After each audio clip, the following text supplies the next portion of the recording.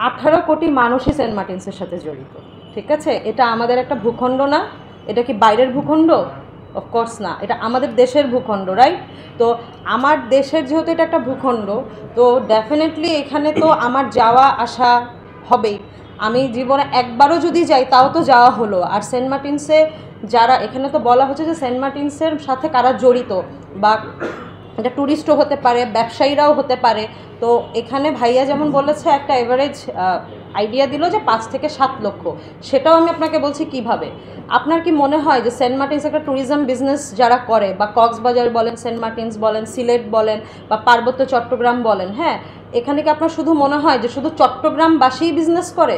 বাংলাদেশের 18 কোটি লোকের মধ্যে প্রত্যেকটা জেলার থেকে যে কেউ এখানে ইনভেস্ট করতে পারবে, এরকম কোনো বাধ্যকতা নেই বাংলাদেশে যে আপনি ঢাকার দেখে আপনি চট্টগ্রামে ইনভেস্ট করতে পারবেন না, আপনি চট্টগ্রামের দেখে আপনি সেন্ট মার্টিনস ইনভেস্ট করতে পারবেন না, এরকম কোনো নিয়ম নীতি কিন্তু আমাদের দেশে নাই, ঠিক আছে? এটা একটা স্বাধীন দেশ, রাইট?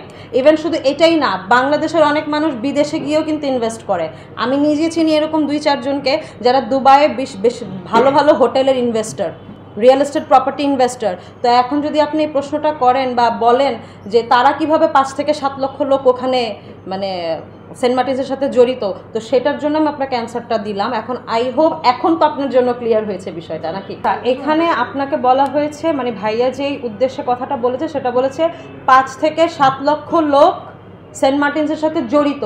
সো আমি আপনাকে সেইটার উত্তরটা দিলাম যে 5 থেকে 7 লক্ষ লোক কীভাবে সেন্ট মার্টিনসের সাথে জড়িত, ঠিক আছে? সেন্ট মার্টিনস কিন্তু একটা ট্যুরিজম এরিয়া, আমরা শুরু থেকে বলে আসছি, আমাদের পিছনে ব্যানারের মধ্যেও মেনশন করা আছে।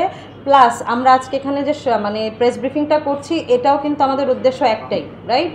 আমরা এমন না যে আমরা বাংলাদেশি, তো আমিও তো বাংলাদেশি, এখানে আমরা যারা আছি সবাই বাংলাদেশি। সেন্ট মার্টিনসের লোক মানে কিন্তু মানে এরা কিন্তু আসলে বাংলাদেশের বাইরের কোনো বিষয় না, বা তারা কিন্তু ফরেনার কিছু না, বা রোহিঙ্গাও না।